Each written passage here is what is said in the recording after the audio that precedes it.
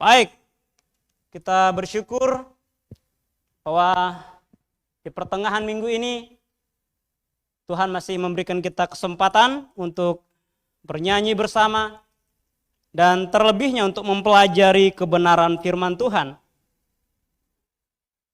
Dan saya mengucapkan terima kasih kepada Gembala GBA Grave yang sudah memberikan saya suatu kesempatan yang indah untuk menyampaikan firman Tuhan pada kesempatan malam hari ini. Saya hitung-hitung sudah 3 kali saya berdiri di depan ini. Tetapi rasanya masih sama saja. Jadi ketika datang, kaki masih ada rasa gemetar-gemetarnya. Entah ada nuansa apa begitu. Tetapi itu tidak membuat kita menjadi tidak mempelajari firman Tuhan. Oleh sebab itu mari saya ajak Bapak Ibu yang ada di sini dan yang juga yang ada di rumah untuk membuka Alkitab kita sebagai dasar renungan kita. Kita membuka Alkitab kita di dalam kitab Kisah Para Rasul. Di dalam kitab Kisah Para Rasul pasal yang ke-17 ayat yang ke-10 sampai ayatnya yang ke-12 saja. Kitab Kisah Para Rasul, pasalnya yang ke-17, ayatnya yang ke-10 sampai ayatnya yang ke-12 saja.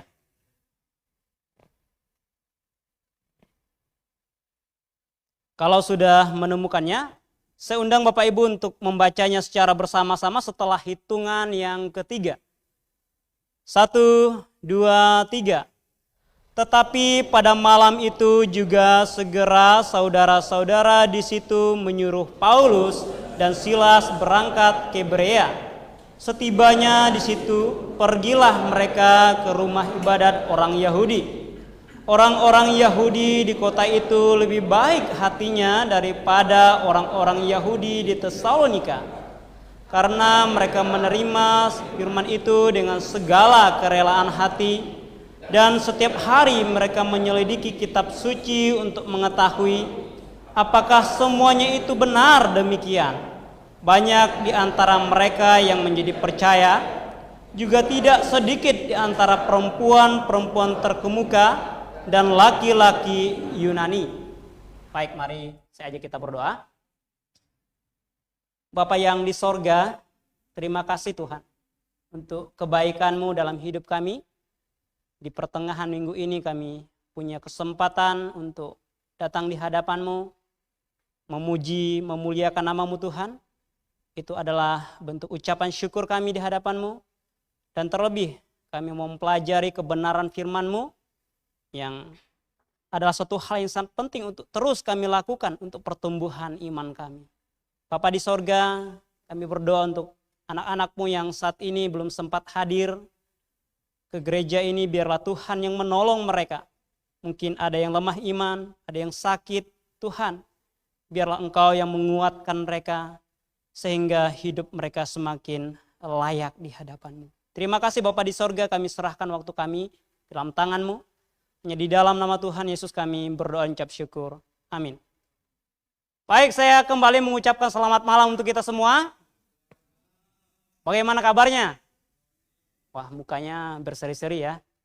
Baik, saya ucapkan selamat malam juga untuk Bapak Ibu yang menonton kita di live Facebook dan juga di YouTube. Dan malam hari ini kita akan membahas satu kebenaran firman Tuhan dalam kitab Kisah Para Rasul, pasal yang ke-17, ayatnya yang ke-10 dan sampai ayatnya yang ke-12. Mungkin kita bertanya, mengapa ada orang di muka bumi ini yang merespon Injil dan menerimanya dan diselamatkan?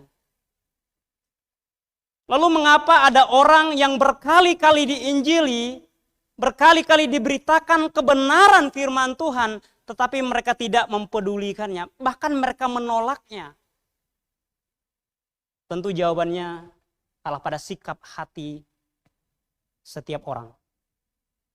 Letaknya adalah pada sikap hati setiap manusia. Oleh sebab itu Bapak Ibu jemaat yang saya kasih dalam Tuhan, saya ingin mengajak kita untuk merenungkan satu tema, yaitu sikap hati terhadap Injil. Sikap hati terhadap Injil. Oh Bapak Ibu jemaat yang saya kasih dalam Tuhan, jika kita baca dari pasal yang ke-17 ini, ayat yang pertama sampai ayatnya yang ke-9, ternyata Rasul Paulus sebelum dia pergi ke Berea pada waktu itu, dia menyempatkan diri pergi ke Tesalonika pada waktu itu. Dan setelah dia ke Tesalonika pada waktu itu, mereka berdua Silas pergi ke Berea.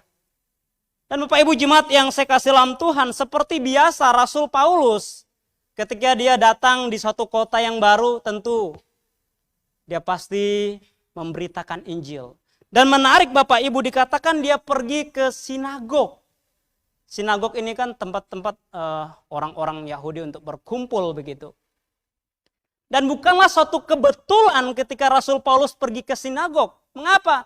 Karena dalam pikiran Paulus tentu orang-orang yang ada di situ adalah orang-orang yang mengerti kitab suci. Dan kalau sudah mengerti, tentu sangat mudah bagi Rasul Paulus untuk meluruskan jalan pikiran mereka tentang Mesias yang mati di atas kayu salib untuk menyelesaikan dosa manusia. Dan itulah yang Rasul Paulus beritakan kepada orang-orang Yahudi pada waktu itu. Dan didapatkan bahwa mereka percaya. Mereka menerima Injil itu. Oh Bapak Ibu, jemaat yang saya kasih dalam Tuhan. Tetapi ada satu informasi juga dikatakan bahwa orang-orang di Yudea itu atau Berea itu ternyata orangnya baik-baik. Dibandingkan dengan orang Tesalonika begitu. Nah, jadi orang-orang Yahudi di sana memang mereka tidak langsung menolak Rasul Paulus pada waktu itu. Mereka tidak langsung membuat Rasul Paulus menjadi gusar dan lain sebagainya. Tetapi mereka sebelum mereka menerimanya, mereka meneliti firman yang disampaikan oleh Rasul Paulus pada waktu itu. Rasul Paulus memberitakan Injil, dan Injil yang diberitakan itu diteliti dengan baik. Dan respon mereka terhadap Injil itu menjadi satu hal yang perlu kita pelajari pada kesempatan malam hari ini. Nah, apa saja dampak dari sikap hati orang Berea tersebut? Saya ingin memberikan beberapa hal pada kesempatan malam hari ini. Hal pertama yang perlu kita pelajari adalah kebenaran tentang Yesus dalam Injil mereka terima sehingga terjadi pertobatan. Kalau Bapak Ibu membaca di ayat yang ke-12 dikatakan begini, banyak di antara mereka yang menjadi percaya. Maksudnya adalah orang-orang Yahudi menjadi percaya. Oh Bapak Ibu, jemaat yang saya kasih dalam Tuhan, untuk diselamatkan ini membutuhkan Injil yang benar. Membutuhkan doktrin yang alkitabiah. Mengapa? Kalau seandainya ada doktrin yang mengajarkan Yesus bukan Tuhan lalu diimani, ini mustahil seseorang bisa sampai ke sorga. Oh Bapak Ibu jemaat yang saya kasih dalam Tuhan, oleh sebab itu penting untuk meneliti firman yang disampaikan itu. Seperti orang-orang Berea pada waktu itu, mereka sangat antusias dan mereka mempelajari, menyelidikinya. Sebelum mereka berpegang pada suatu pengajaran, mereka menyelidikinya, mereka mempelajarinya. Agar kebenaran itu mereka ketahui. Oleh sebab itu kita lihat di dalam Alkitab dikatakan ujilah segala sesuatu dan peganglah yang baik. Ujilah segala sesuatu dan peganglah yang baik. Mengapa kita perlu menguji? Karena Bapak Ibu jemaat yang saya kasih dalam Tuhan, di dunia ini ada begitu banyak kekristenan yang sudah terkhamiri oleh ragi-ragi orang-orang Farisi. Oleh ragi-ragi kesesatan. Sehingga kita dapatkan gereja di muka bumi ini ada begitu banyak yang sudah tidak menjalankan perannya dengan baik. Jadi gereja hanya sebagai suatu tempat entertainment saja, tempat hiburan saja. Sehingga tidak jarang kita melihat ada orang-orang yang datang bergelombolan begitu datang ke gereja. Mereka hanya mencari kepuasan secara jasmani saja. Mereka tidak mementingkan hal-hal lain. Mungkin di rumah mereka suntuk. Ketika mereka datang ke gereja, mereka menikmati lagu-lagu yang membuat mereka menjadi semangat, menjadi bahagia, menjadi senang. Gelisah mereka hilang mungkin dengan lagu-lagu yang dinyanyikan. Apalagi kalau lagu-lagu karismatik Bapak Ibu. Soraklah haleluya. Soraklah haleluya. Jadi ketika kita melihat ada suatu pengajaran di dalam suatu gereja yang demikian, bagaimana apa penilaian kita? Apa yang perlu kita benahi dari hal yang demikian? Mereka hanya memuaskan keinginan hati mereka untuk bersenang-senang. Mungkin di rumah mereka tidak merasa senang. Sehingga ketika mereka datang ke gereja dengan bernyanyi demikian, dengan teman-temannya berjoget dan bergoyang dengan lagu-lagu yang luar biasa menarik bagi mereka. Biasanya 1 jam lebih Bapak Ibu. Sehingga ketika pengkhotbah datang, biasanya WL-nya biasa berkata, kita masuk kepada lagu penyembahan. Kusiapkan hatiku Tuhan untuk dengar firman-Mu saat ini. Jadi kepalanya sudah mulai goyang-goyang. Sudah mulai goyang-goyang Bapak Ibu. Sudah mulai goyang-goyang. Lalu pengkhotbah berkata, mari kita berdoa. Mereka juga menundukkan kepala. Menundukkan kepala Bapak Ibu. Mereka juga ikut berdoa. Lalu pendetanya bilang amin. Tetapi mereka masih berdoa. Mereka masih berdoa, entah beban apa yang mereka tanggung. Mengapa Bapak Ibu mereka melakukan hal yang demikian? Mereka sudah capek goyang sana, goyang sini begitu. Jadi ketika pendetanya ingin menjelaskan firman Tuhan, mereka sudah capek, mereka sudah lelah dengan lagu-lagu yang mereka nyanyikan tadi. Jadi mereka hanya ingin Tuhan dengar mereka. Tetapi mereka tidak mau mendengarkan apa yang Tuhan inginkan. Jadi ketika berkhotbah, pendetanya berkhotbah, mereka asik tidur. Jadi Bapak Ibu, ketika mereka pulang, mereka tidak dapat apa-apa. Dapat ngorok kan, tidur.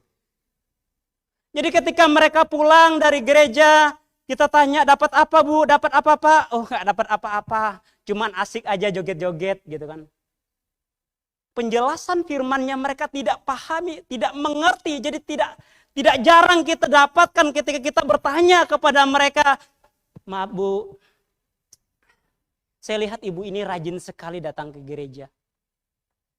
Boleh tidak Bu saya bertanya? Misalnya hari ini saya mati, ibu juga mati. Saya boleh tanya tidak Bu? Oh boleh katanya. Kira-kira kalau hari ini ibu mati atau saya mati, bagaimana iman Bu? Apakah ibu sudah pasti masuk surga atau belum? Kalau saya sudah pasti Bu.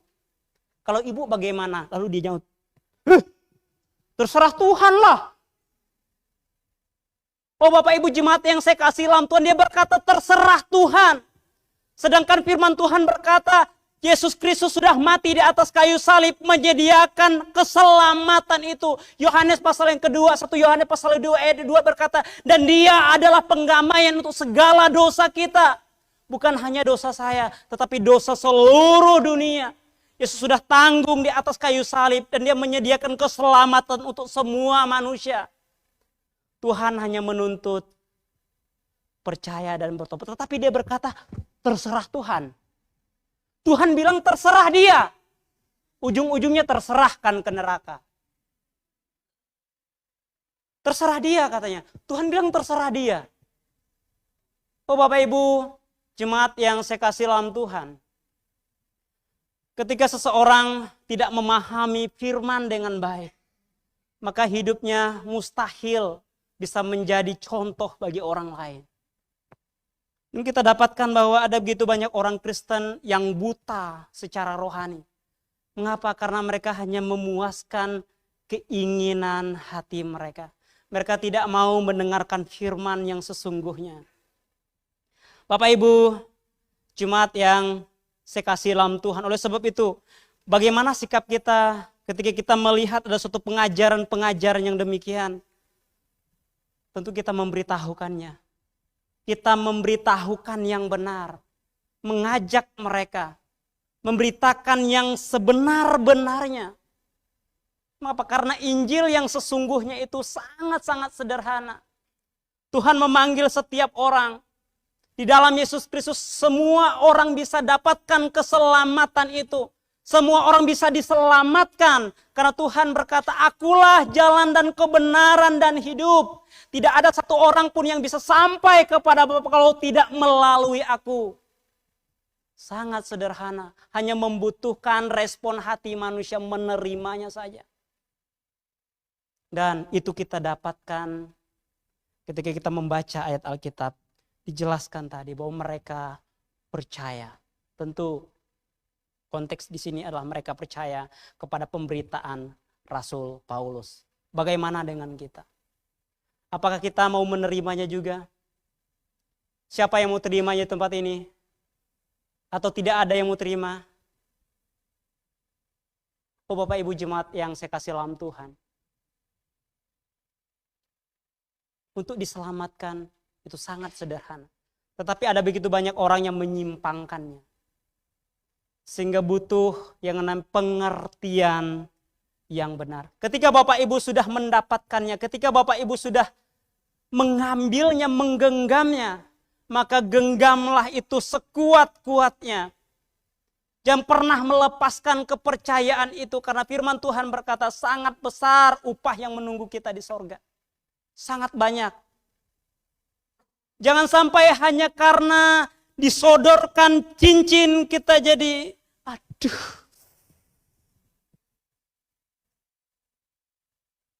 Jangan sampai hanya karena hal-hal sederhana kita meninggalkan Kristus yang sudah mati di atas kayu salib untuk menyelesaikan dosa kita. Oh Bapak Ibu, jemaat yang saya kasih dalam Tuhan, pertahankan itu, genggam itu. Jangan pernah lepaskan itu. Itu sesuatu yang sangat berharga bagi setiap manusia. Oh Bapak Ibu, jemaat yang saya kasih dalam Tuhan. Poin yang pertama ini memimpin kita kepada poin yang kedua. Dari dampak sikap hati dari orang Berea itu. Yang pertama tadi kita dapat melihat di ayatnya yang ke-12 bagian yang ke A. Banyak di antara mereka yang menjadi percaya.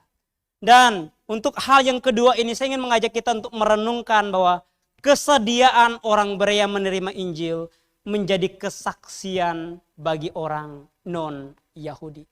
Oh Bapak Ibu jemaat yang saya kasih dalam Tuhan, ternyata ketika orang-orang Yahudi pada waktu itu percaya kepada pemberitaan Rasul Paulus, ternyata ada orang-orang non-Yahudi juga yang menjadi percaya. Dan itu menjadi satu kesaksian bagi mereka. Kalau Bapak Ibu membaca di ayat yang ke-12 bagian B. Ada orang non-Yahudi yang percaya kepada Kristus. Oh Bapak Ibu, jemaat yang saya kasih dalam Tuhan. Hanya doktrin yang mengajarkan Injil yang benarlah yang sanggup mengubah pikiran seseorang, sanggup mengubah karakter seseorang, sanggup mengubah mindset seseorang menjadi lebih baik, menjadi lebih berkenan, lebih berintegritas, lebih bermoral. Tidak ada satu pengajaran yang sesat yang bisa mengubah orang yang demikian. Hanya pengajaran yang doktrinnya benar, yang alkitabiah, yang sanggup mengubah sikap-sikap orang. Oh Bapak Ibu, jemaat yang saya kasih dalam Tuhan, mengapa?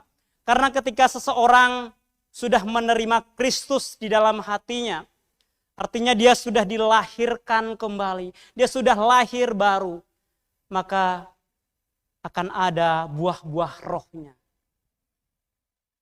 Akan ada buah-buah rohnya. Oh Bapak Ibu jemaat yang saya kasih dalam Tuhan, ada begitu banyak orang yang salah paham dengan GBI Agrafe. Dikatakan GBI Agrafe ini sesat. Mengapa sesat? Karena tidak ada bahasa rohnya katanya. Jadi kalau kita masuk di dalam suatu gereja, biasanya sebelum firman disampaikan, mereka akan lebih dahulu mengucapkan sandal lama, sandal lama, sandal lama, sandal lama, sandal lama, sandal lama, sandal lama, sandal lama. Lihat ke atas, sarang laba-laba, sarang laba-laba, sarang laba-laba. Jadi mereka salah paham Bapak Ibu. Jadi menurut mereka karena kita di tempat ini, karena di GBI Agrafe tidak ada bahasa rohnya menurut mereka. Mengatakan kita sesat. Jadi yang benarnya menurut mereka sandal lama, sandal lama, sandal lama, sandal lama, sandal. tidak pernah ganti baru Bapak Ibu. Sandal lama terus. GBL Grape pakai sepatu. Bapak Ibu jemaat yang saya kasih dalam Tuhan, tentu hal ini perlu kita selidiki. Bagaimana apa yang Tuhan berikan kepada kita ketika kita sudah dipenuhi oleh Roh Kudus, Bapak Ibu jemaat yang saya kasih dalam Tuhan. Mari saya mengajak kita membuka Alkitab kita kembali. Kita membuka di dalam kitab Galatia, pasalnya yang ke-5, ayatnya yang ke-22 sampai ayatnya yang ke-23. Galatia pasal yang ke-5, ayat yang ke-22 sampai ayat yang ke-23 berkata demikian. Kita baca secara bersama-sama. Galatia pasal yang ke-5, ayat yang ke-22 sampai ayatnya yang ke-23. Dikatakan demikian, 1, 2, 3. Tetapi buah roh ialah kasih, sukacita, damai sejahtera, kesabaran, kemurahan, kebaikan, kesetiaan, kelemah lembutan, penguasaan diri. Tidak ada hukum yang menentang hal-hal itu. Oh, ternyata tidak ada bahasa rohnya di sini.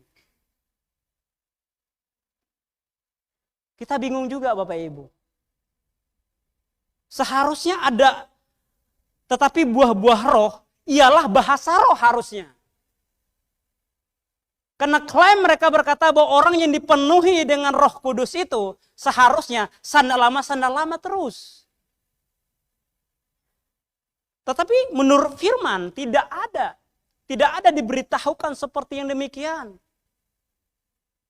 Oh Bapak Ibu, jemaat yang saya kasih dalam Tuhan, ini menantang pikiran kita. Bagaimana memahami konsep yang benar. Terkadang orang salah memahami karena dia tidak mau belajar. Terkadang orang salah memahami karena dia salah paham. Tetapi bagi orang-orang yang berpengertian, dia akan menyelidikinya terlebih dahulu. Seperti orang Berea tadi, mereka menyelidikinya. Mereka mengetahuinya. Dan akhirnya mereka berpegang pada kebenaran itu. Mereka berpegang teguh pada kebenaran itu. Oh Bapak Ibu, jemaat yang saya kasih dalam Tuhan, ternyata ketika seseorang mempunyai pemahaman yang benar tentang Injil, dan ada Roh Kudus di dalam hatinya yang terus menaungi dia, ya dikatakan dipenuhi oleh Roh Kudus. Artinya ini menuntut dia untuk memiliki standar kasih yang tinggi. Standar kasih yang tinggi. Mengapa? Karena Tuhan memberitahukan kepada kita, itu standar kasih kita harus tinggi. Firman Tuhan berkata, jika ada orang tampar pipi kirimu, firman Tuhan juga bilang, kasih pipi kananmu. Berat tidak Bapak Ibu? Tapi orang Grape mampu lakukan itu? Kita tes. Kita tes Bapak Ibu. Saya kasih contoh.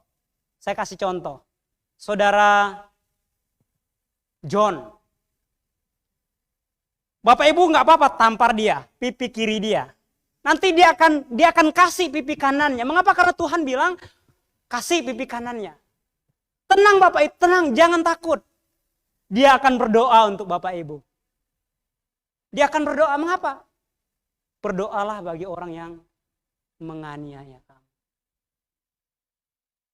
Bapak Ibu jemaat yang saya kasih dalam Tuhan, memang standar Tuhan itu tinggi. Meskipun kadang kita melakukannya sangat sulit, tetapi itu standar Tuhan. Kasihnya harus tinggi. Tapi jangan sampai keluar dari tempat ini sembarang tempeleng ya. Itu jangan. Bapak Ibu, jemaat yang saya kasih dalam Tuhan, seseorang yang dipenuhi oleh Roh Kudus itu seperti apa? Saya ingat seorang bisa dikatakan tokoh iman yang luar biasa. Dia adalah seorang Polikarpus. Siapa yang tidak kenal dengan Polikarpus?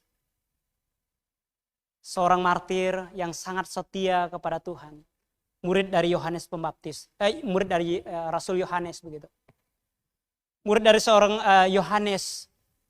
Di akhir hidupnya dia disuruh untuk menyangkal Tuhan kita Yesus Kristus. Sudah sangkali saja. Tetapi kata-katanya yang terkenal Bapak Ibu.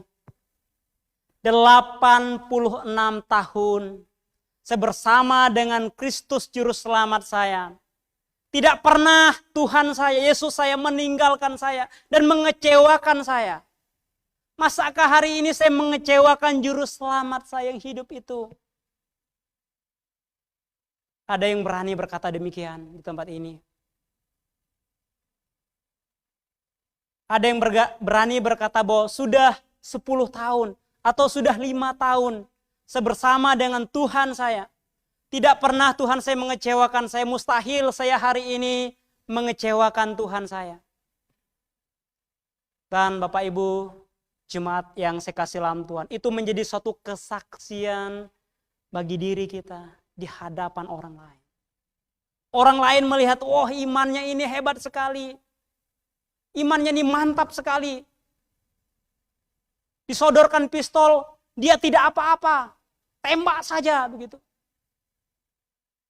Biasa Pak Sento ilustrasikan, biasanya kalau disodor pistol itu masih bisa. Mungkin disodorkan harta juga masih bisa. Biasanya disodorkan yang bulat-bulat itu Bapak Ibu. Itu jadi klepek-klepek. Jadi klepek-klepek. Kadang-kadang hal yang kecil seperti itu membuat kita menjadi sayup rasanya. Tetapi seorang Polikarpus ini menjadi contoh bagi kita. Menjadi teladan iman kita. Bahwa dia terus berpegang di dalam kebenaran itu. Dan satu lagi Bapak Ibu. Ketika dia mau dibakar. Algozonya mau membakar begitu. Membakar tubuhnya. Dia berkata, Tuhan mau membakar saya dengan api yang hanya 1 jam saja membakar saya dan selesai. Tetapi penghukuman bagi mereka yang tidak menerima Kristus itu selama-lamanya. Itu sebenarnya bisa menggetarkan iblis juga. Dia tidak pernah takut yang namanya kematian. Bagi dia kematian itu adalah sesuatu hal yang tidak ada apa-apanya. Itu sebenarnya bisa menggetarkan hati iblis. Oh Bapak Ibu, jemaat yang saya kasih dalam Tuhan. Demikian halnya dengan kita. Roh Kudus sudah ada di dalam hati kita. Maka apa yang harus kita lakukan? Itu layanilah Tuhan kita dengan segenap akal budi dan jiwa kita. Karena tuntutan Tuhan adalah kuduslah kamu sebab aku kudus. Melakukan kehendak Tuhan, melakukan segala sesuatu yang Tuhan inginkan adalah satu hal yang perlu manusia miliki. Mengapa? Karena itu bisa menjadi kesaksian bagi kita di hadapan orang lain. Orang lain melihat, di dalam hidup dia ini saya lihat ada Kristus hidup. Itu menjadi satu kesaksian. Sehingga orang bertanya-tanya, ini gerejanya di mana ini? Baik sekali dia. Ditampar pipi kirinya, dikasih pipi kanannya begitu. Bukannya marah malah berdoa. Standarnya tinggi sekali Bapak Ibu. Bapak Ibu, jemaat yang saya kasih dalam Tuhan, waktu saya habis. Oleh sebab itu perlu kita merenungkan 2 hal ini bahwa orang-orang Berea, mereka mampu meneliti firman itu dengan baik. Mereka mampu meneliti firman itu dengan baik dan akhirnya mereka berpegang padanya dan mereka memberi diri mereka diselamatkan. Bukan hanya itu, mereka mampu menjadi kesaksian bagi orang lain. Sehingga orang-orang non-Yahudi pun pada waktu itu percaya dan bertobat kepada Kristus. Dan ini juga relevan bagi kita. Kita di tempat ini. baik yang jemaat, baik yang mahasiswa, kita punya tanggung jawab yang sama. Kita bukan hanya menikmati keselamatan itu, tetapi kita juga punya tanggung jawab. Kita punya tanggung jawab itu memberitakan Injil, baik melalui kata-kata kita, sikap kita, tindakan kita. Karena kita harus menunjukkan, di dalammu kulihat Yesus hidup. Amin Bapak Ibu. Mari kita berdoa. Bapa yang di sorga, terima kasih untuk firman-Mu yang kami pelajari pada kesempatan malam hari ini. Biarlah Tuhan, kami bisa hidup seperti orang-orang Berea yang bisa menjadi saksi yang baik. Sehingga orang yang ada di sekeliling kami pun bisa diselamatkan Tuhan. Karena itu adalah suatu anugerah terbesar ketika Engkau memelayakkan kami untuk menjadi saksi-Mu. Tuhan berkati kami, berikan kami hikmat. Sehingga setiap tindakan kami bisa seirama dengan kebenaran firman-Mu. Tuhan, bagi kami yang belum memiliki kesempatan melayani Tuhan, biarlah Engkau juga yang terus menolong kami, memberikan kami sukacita, sehingga di hari-hari yang ke depan kami punya hati untuk melayani Engkau. Terima kasih Bapa di surga untuk kasih-Mu, kami serahkan waktu kami ke dalam tangan-Mu. Hanya di dalam nama Tuhan Yesus kami berdoa ucap syukur. Amin.